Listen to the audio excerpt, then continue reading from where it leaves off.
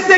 বাবাও লাকড়ি জমা করে ছেলেটাকে জ্বালায় দেওয়ার জন্য নমরুদ সরকার লাকড়ি জমা করে, রাষ্ট্রের জনগণ লাকড়ি জমা করে, এমন লাকড়ি বলে 1 মাস পর্যন্ত লাকড়ি জমা করা হলো, আগুন জ্বালিয়ে দেওয়া হলো।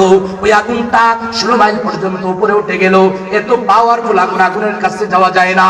এত পাওয়ার, কিভাবে ইব্রাহিমকে আগুনে ফেলবে? শয়তান এসে পরামর্শ দিল, কেরেন বর্তমান সময়ে এটা দিয়ে ফেলে দাও। যে মাত্র কেরেন লাগাইয়া নবী ইব্রাহিমকে আগুনে ফেলা হবে, আল্লাহ ডাক দিয়ে বলে, জিবরাইল যা আমার খলিল, আমার দ্বীনের দাওয়াত দিতে যাইয়া, আমি আল্লাহর কালিমার দাওয়াত দিতে যাইয়া সবাই তার বিরুদ্ধে চলে গেছে রে জিবরাইল, যা আগুন থেকে দ্রুত যাইয়া আবার ইব্রাহিমকে বাঁচা। ইব্রাহিমের কাছে এসে জিবরাইল বলতে লাগলো, হে নবী ইব্রাহিম, আমি আসছি, আপনি বললেন আমার একটা ডানা দিয়ে এই সমস্ত আগুনগুলো নিভাইয়া দেব মিনিটের ভিতরে। নবী ইব্রাহিম ডাক দিয়ে বলে, জিবরাইল রে, আমি যে মালিকের ইবাদত করি, আমি যে মালিকের গোলাম, আমি যে মালিকের দাওয়াত দিই, ওই মালিককে আমাকে দেখে না, তোরে কেন পাঠাইলো? তুই কেন আসলি? তোর সাহায্য আমার লাগবে না। আমার মালিক যদি চায় আমাকে রক্ষা করবে, নয়তো আমি কারো সাহায্য নিতে চাই না।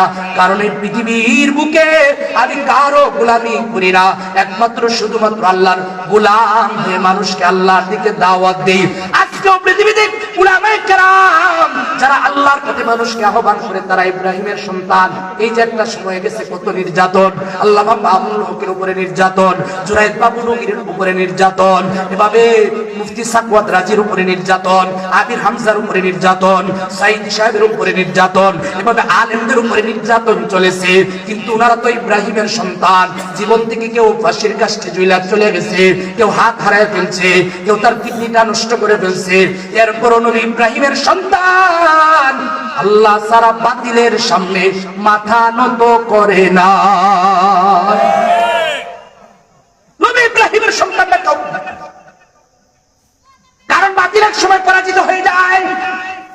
আল্লাহ যদি পক্ষে না থাকে, 5 আগস্টের আগে আমরা মনে করেছিলাম আর কিছুই হবে না। এই যে তাদের পুলিশ বাহিনী আছে, র্যাব বাহিনী আছে, সেনাবাহিনী আছে, দেশের সব কিছু একটা সামান্য কেরানি থেকে নিয়া সচিব পর্যন্ত সব তাদের, পার্শ্ববর্তী রাষ্ট্র ভারত তাদের, কিন্তু একজন তার সাথে নাই। তিনি কে?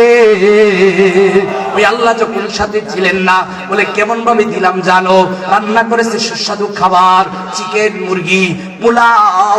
বলে আল্লাহ বলে, তোর সাথে তো আমি নাই, সবাই মিলা আসতে বল। তুই খাবার খাইয়া যা সাহস থাকলে পারবি না, সবাই মিলেও তোরে রক্ষা